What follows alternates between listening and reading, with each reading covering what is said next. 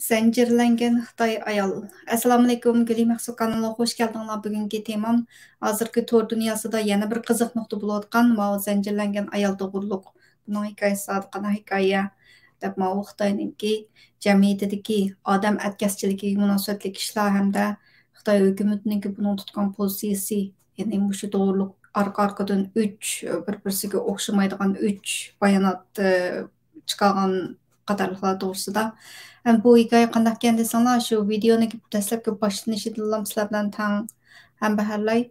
Nima bo'pti desanglar, 8 bolaning dadasi deb bir akkaunt ochib do'yinda bir Xitoy bolalarningki turmushni o'zi 8 bola beqotaman deb qilgandan keyin bu shundoq to'rda buni degan jafokash ota Qaysar ota degandek shundoq shu maqtab buni ish to'rda Wang Hongbo kitibda qiziq nuqta kitibda shuningki agash kuchlarim jixlab ketgandan keyin nurg'un kishilarniki diqqatini tortib uyiga ziyoratga beribdi. Shu do'yinda vlog tortadigan yana bir Xitoy uyiga berib ziyoratga bolalar bilan paranglashib qancha odam zanjirlangan ayolni shu videosiga chiqib kelib shu butun shu do'yinni nima bo'lib ketdi-da qattiq zilzilaga sap ketibdi zot qanaqa ish deb 8 bolaniki opskan bu ayol nervus ojizkan bo'yniga zanjir taqab quluplab tomga nima qilib qo'ygan ekan bog'lab qo'ygan ekan uyniki keyindiki bir kichik cho'shq qotiniga o'xshash hatto uyning eshigimi yo'q so'g'oqda yelin kiyim bilan qani bevosita shuni o'qlamutayli videosiniki dastlabda tarqalgan video maush ekan 把你妈妈照顾好。天天给她送饭吃。哦，天天给她送饭吃是吧？你就是家庭的男子汉了，男子汉。你好。冷吗？不冷。我给你拿个衣服穿上吧。我给你拿个衣服穿上吧。我给你拿个衣服去，好不好？我给你拿件衣服，我看你咱有爱心是捐助的衣服，我给你拿一件。你这饭凉了吗？饭凉了吗？你能不能我这样说话，你能不能听懂？我跟你说话能听懂吗？不能。是不是？是不是能听懂一点点？我跟你说话，不能是吧？不能把这筷子放下，这个饭还能吃吧？ Nerus acısı ayarken şundan zincir bilan bağlap koyup捐助这些衣服。 Nurulmadan balla kiyim keçeklerini iyanı 可怜的妈妈，我找一件衣服给可怜的妈妈穿上。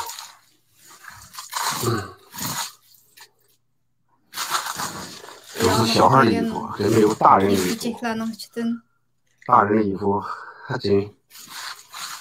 下次一定我得给这位妈妈带点衣服过来。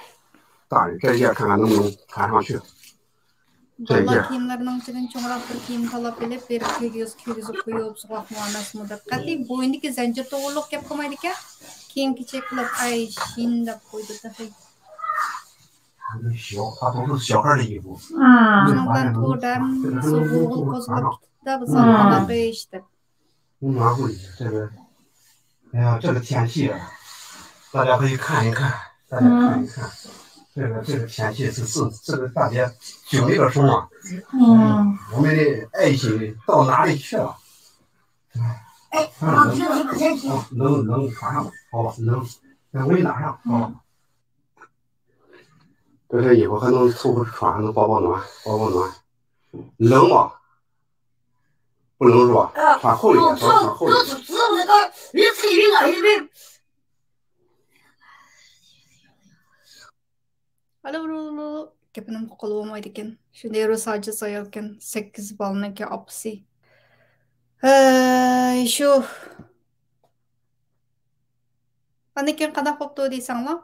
Xitoy hukumatı bularniki oilaniki ishga ish ekan, biz uni aralashmaymiz deb aralashadigan qanday ekan deysanglar, shu planliq to'g'riqa nima qilmagan ekan.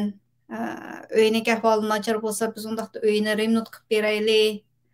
Degandek birinchi qatimliq nemisi bu uy ular ikkisi qonunliq to'y qilgan ekan bo'ynidagi zanjir bu turayotgan sharoiti ularni demay planliq to'g'ri siyosatlari to'g'riliq Bu Xitoy hökumətimin qiziqda. Nervisi aciz ayol özününki qonundimi nervisi aciz ayol o bosqinchilik jinoyati hisoblanadi. Bir 8 balni uzun yillar ashundaq zanjir bilan bog'liqlik bosqinchilik jinoyati deb qaraladigan bir ishni va buni bir to'rda butun bir qahramon qilib ko'rsatibdi-da Xitoy jamiyatini ashundaq.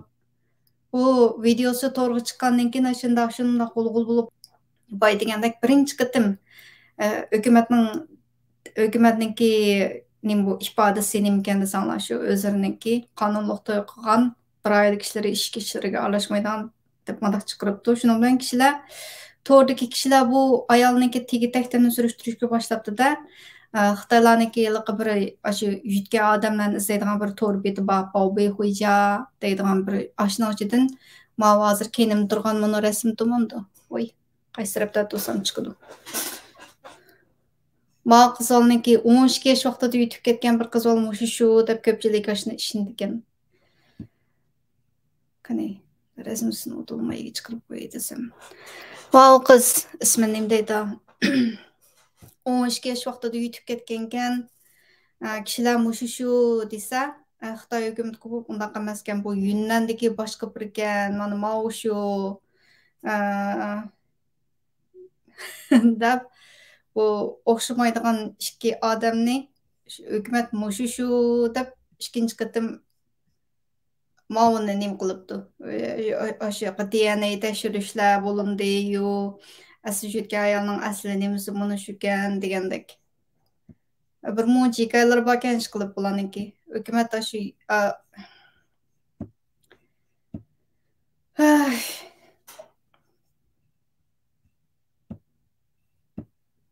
kishilarni mushuning ishonsin debdi. Bu ikki odamniki chiroyi ya bir-biriga o'xshamasa, to'rdagilar bo'lsa, man Mao onu qiz shu deb o'ylaydi ekan. Bularniki ish qilib 4 qitim setilgandamda ish qilib boshlab setilish jarayoni degandek.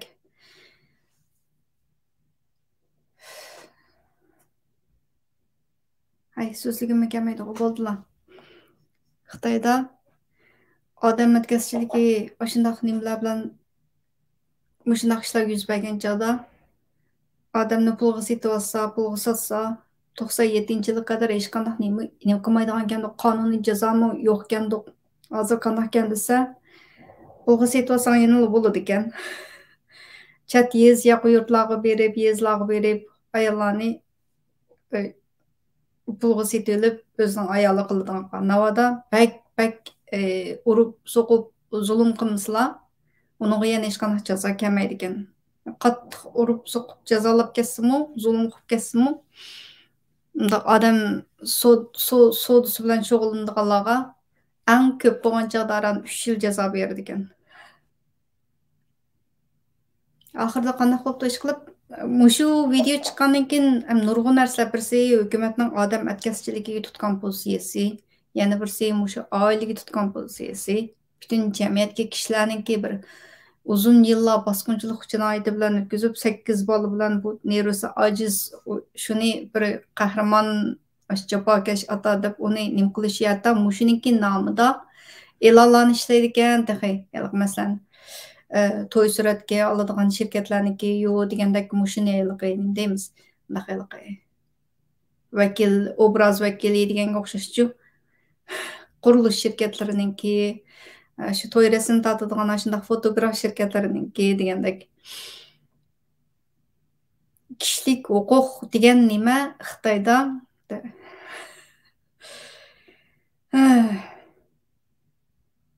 Nima deyishimni bilmadim.